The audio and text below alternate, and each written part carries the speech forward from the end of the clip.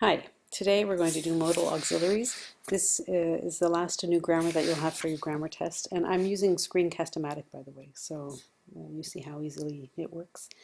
So modal auxiliaries are auxiliaries, kind of like do, does, or did, but they have their own special meanings, and when we use them, we don't transform the verb. They do not have a third-person singular form, so I cannot say he cans speak Spanish.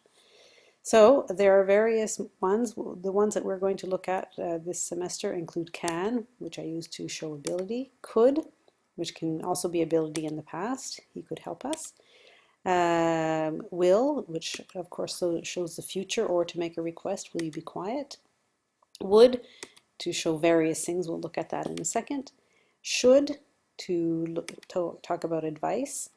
May for permission or a polite request or possibility. It may rain today. Must or have to.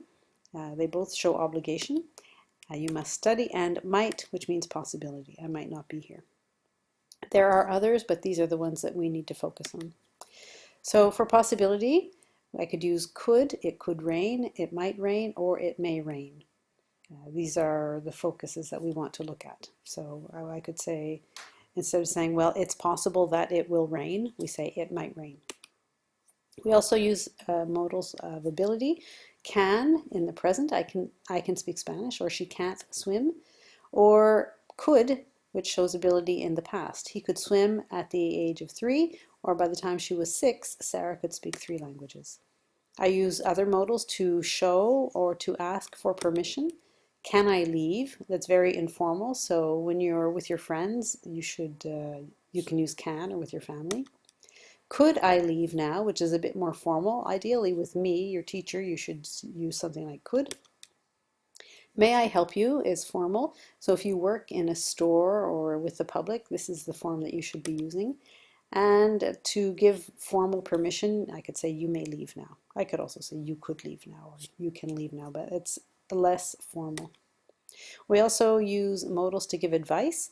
The most common one and the only one we're going to look at is should. You should do your homework, or he should listen to his parents more often. I also have modals to show obligation. The one that we all know is must. You must study. But we also use have to. You have to study. And it sounds like have to. You have to study. It's incorrect word, have to. We could also say he ought to. We don't use it very often, so I'm mentioning it here. It will not be on your test for sure.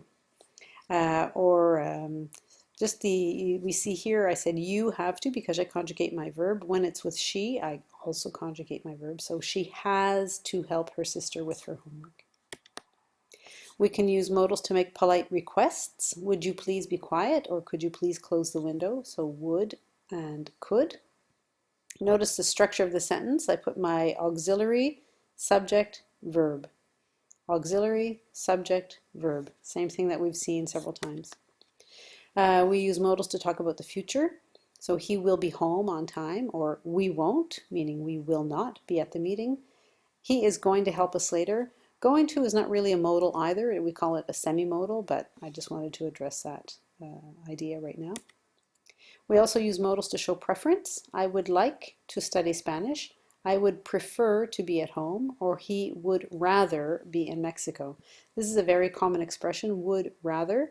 You notice it's followed by the simple form of the verb, would rather be. Would prefer to be. Would like to study. Notice the difference.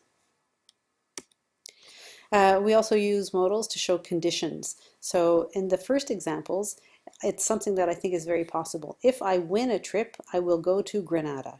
It means I bought a ticket for a drawing, and maybe there are only 50 tickets and I have one of them. So it's very possible. If I win a trip, I will go. Or if he finishes his homework on time, he will play hockey at 8 p.m. What I'm saying is it's very possible that he will finish his homework on time. And this one, I don't think I will win. If I won a trip, I would go to Granada. Here my verb is in the simple past, and then would go. If I won a trip, I would go. If she finished, simple past, her homework, she would play hockey. She doesn't think that she will finish. So the same rules apply to all modals. Do not add an S. So, for example, I can't add an S here. I also do not add an S to my verb.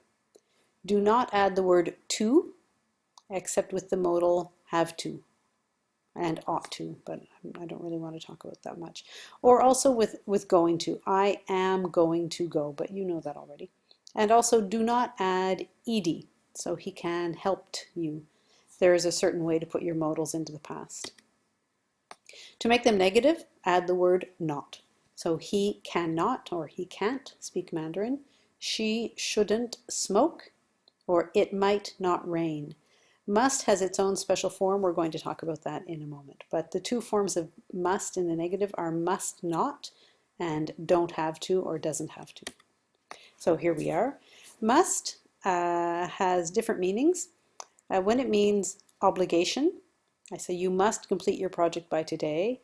But to make it negative, I say you must not smoke in class. That's a negative obligation. You must not smoke in class.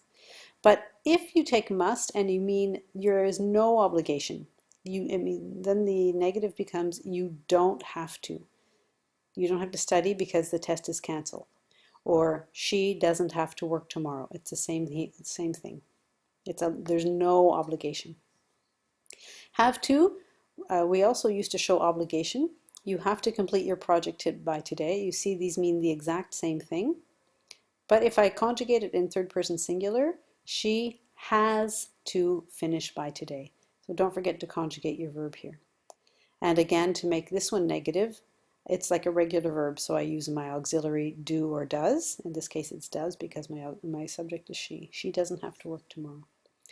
Must can also mean, it also has another meaning which you can find in your book, in which case we say must not. Must and have to again. In the present, I say I must leave now, and in the present, she has to leave now. It's the exact same meaning. But in the past, both forms are had to. So in the past of must, when it meant obligation, it's I had to leave. This will be on your test. Okay, this will be on your test.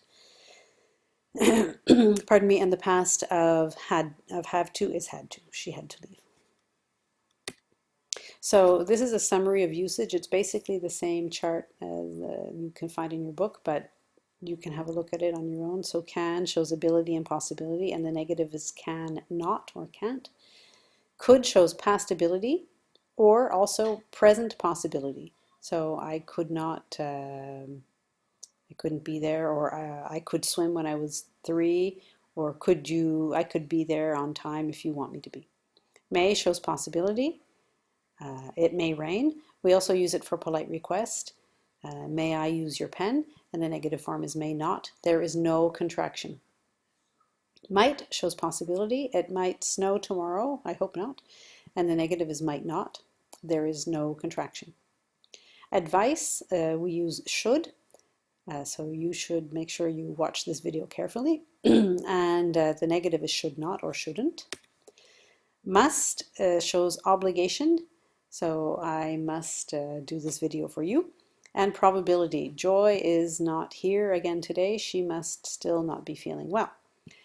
So must not is my negative form, and the contraction is mustn't.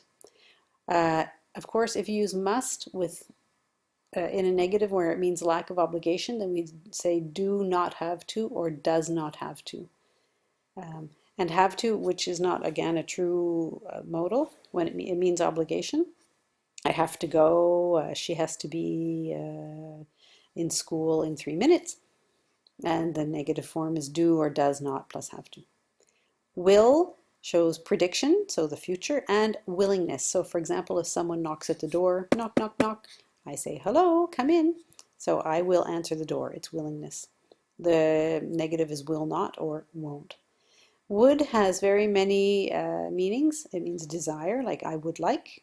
Condition, like I showed you. If I won a trip, I would go. Past habit, when I was young, I would go to the beach every day. I didn't really talk about that. Don't worry about it so much. Preference with rather, I would rather eat lobster than snake. And request, would you please close the door? And the negative form is would not or wouldn't. So when we make questions, you put the modal because it is an auxiliary. You put it before the subject. Can you swim? When will she arrive? So question word, auxiliary, subject, verb. Question word, auxiliary, subject, verb. Same thing.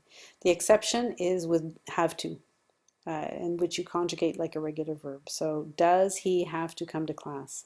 It is incorrect to say do I can use your dictionary. In fact, you would need to say can I use your dictionary or may I use your dictionary. So do not use do, does, or did. Some common problems are related to pronunciation. Never write gotta, gonna, or have to. We say it, it's incorrect to write. So I have got to go often becomes I gotta go. But we write I have got to go. Or she is going to be at home. We don't say she, we often say she's gonna be at home. Or we have to go to class, we have to go to class. The other thing is the common problem of could and would. So remember the past of can is could and the past of will is would. Please do all of Unit 9 in your book and on the companion website. I think I have made it available. If you have any questions, please send me a MEO.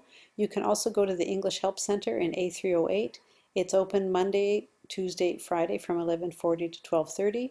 It's also open on Wednesdays and Thursdays from 12:35 to 1:25, but I think it will be closed on this coming Wednesday because the student vote is going to be happening. So please go and vote. Please let me know if you're having any problems. The grammar test, as I said, will be the week that I get back. So I will put a practice grammar test for you on Moodle. Thanks.